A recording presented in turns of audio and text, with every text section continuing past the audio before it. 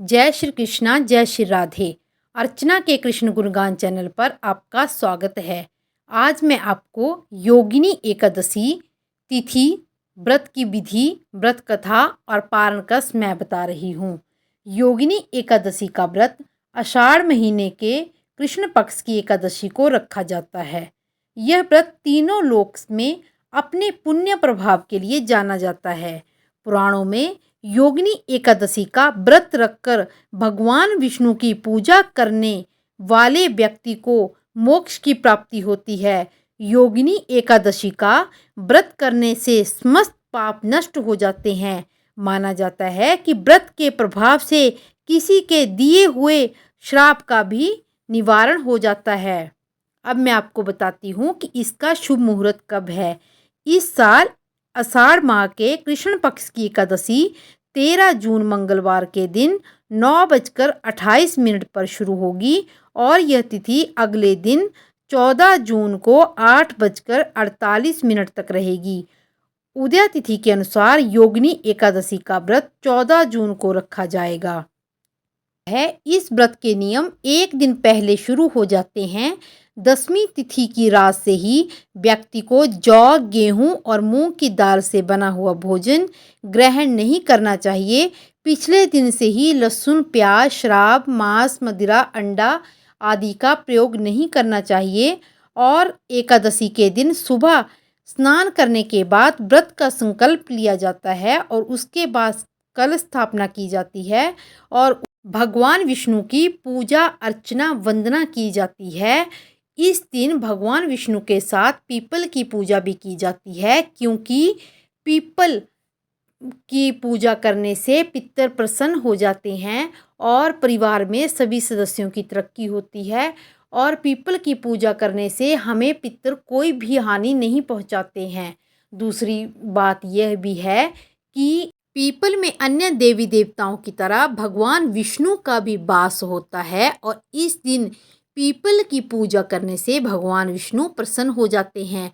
और अगर हमने किसी कारणवश पीपल को काटा हो, उखाड़ कर फेंक दिया हो या किसी कारण से हमें पीपल को काटना पड़ा हो, तो योगिनी एकादशी के प्रभाव से वो पीपल को काटने का जो दोष होता है वो भी खत्म हो जाता है। योगिनी एकादशी के पारण का समय 15 जून सुबह 6 बजे से 8:32 तक रहेगा। अब मैं आपको एकादशी की व्रत कथा सुनाती हूँ। धर्मराज युधिष्ठिर कहने लगे कि हे भगवान, मैंने श्रेष्ठ शुक्ल पक्ष की व्रत का महात्म्य सुना। अब कृपया कर आषाढ़ मास के कृष्ण पक्ष की एकादशी की कथा सुनाइए। इसका नाम क्या है, महात्म्य क्या है, ये भी बतलाइए। श्री कृष्ण कहने लगे कि हे राजन, आषाढ़ कृष्ण की एकादशी का नाम योगिनी है। इसके व्रत से समस्त पाप नष्ट हो जाते हैं। यह इस लोक में भोग और परलोक में मुक्ति देने वाली है। यह तीनों लोकों में प्रसिद्ध है। मैं तुमसे पुराणों में वर्णन की हुई कथा कहता हूँ, ध्यानपूर्वक सुनो। स्वर्गधाम की अलकापुरी नामक में कुबेर नामक एक राजा था। वो शिव भक्त था और प्रतिदिन शिव की पूजा किया करता था। हेम नाम का एक माली पूजन के लिए उसके यहाँ फूल लाया करता था। हेम की विशालाक्षी नाम की सुंदर स्त्री थी। एक दिन वो मानसरोवर से पुष्प तो ले आया, लेकिन कामासक्त होने के कारण वो अपनी स्त्री से हास्य विनोद तथा रमण करने लगा। इधर राजा उसकी दोपहर तक राह देखता रहा।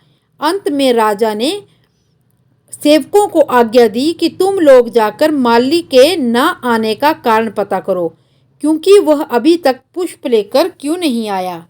सेवकों ने कहा कि महाराज, वह महापापी अतिकामी है, अपनी स्त्री के साथ हास्य विनोद और रमण कर रहा होगा। यह सुनकर कुबेर ने क्रोधित होकर उसे बुलाया। हेम माली राजा के भय से कांपता हुआ उपस्थित हुआ। राजा कुबेर ने क्रोध में जाकर कहा, अरे पापी, नीच कामी, तूने मेरे परम पूजनीय ईश्वरों के ईश्वर श्री शिवजी का निरादर किया है, इसलिए मैं तुझे श्राप देता हूँ कि तू स्त्री का वियोग सहेगा और मृत्यु लोक में जाकर कोढ़ी होगा। कुबेर के श्राप से हेममाली का स्वर्ग से पतन हो गया और वह उसी क्षण पृथ्वी पर गिर गया। भूतल पर आते ही उसके शरीर में श्वेत कोढ़ हो गया। उसकी स्त्री भी उसी समय अंतर ध्यान हो गई। मृत्यु लोक में आकर माली ने महान दुख भोगे, भयंकर जंगल में जाकर बिना अन्न जल के भटकता रहा। रात्रि को निद्रा भी नहीं आती थी, परंतु शिवजी के पूजा के प्रभाव से उसे पिछले जन्म की स्मृति का ज्ञान था। घूमते घूमते एक दिन वो मार्कंडेय ऋषि के आश्रम में पहुंच गया, जो ब्रह्मा से भी अधिक वृद्ध थे और जिनका आश्रम ब्रह्मा की सभा के समान लगता था। हेममाली वहां जाकर उनके पैरों में गिर पड़े। उसे देखकर मार्कंडेय ऋषि बोले, तुमने ऐसा कौन सा पाप किया है जिसके प्रभाव से यह हालत हो गई है। हेममाली ने सारा वृत्तांत कह सुनाया। यह सुनकर ऋषि बोले, निश्चय ही तूने मेरे सन्मुख सत्य वचन कहे हैं, इसलिए मैं तेरे उद्धार के लिए एक व्रत बताता हूँ। यदि तू आषाढ़ मास के कृष्ण पक्ष की योगिनी नामक एकादशी का विधि पूर्वक व्रत करेगा तो तेरे सब पाप नष्ट हो जाएंगे। यह सुनकर हेममाली ने अत्यंत प्रसन्न होकर मुनि को साष्टांग प्रणाम किया। मुनि ने उसे स्नेह के साथ उठाया। हेममाली ने मुनि के कथानुसार विधि पूर्वक योगिनी एकादशी का व्रत किया। इस व्रत के प्रभाव से अपने पुराने स्वरूप में आकर वो अपनी स्त्री के साथ सुखपूर्वक रहने लगा।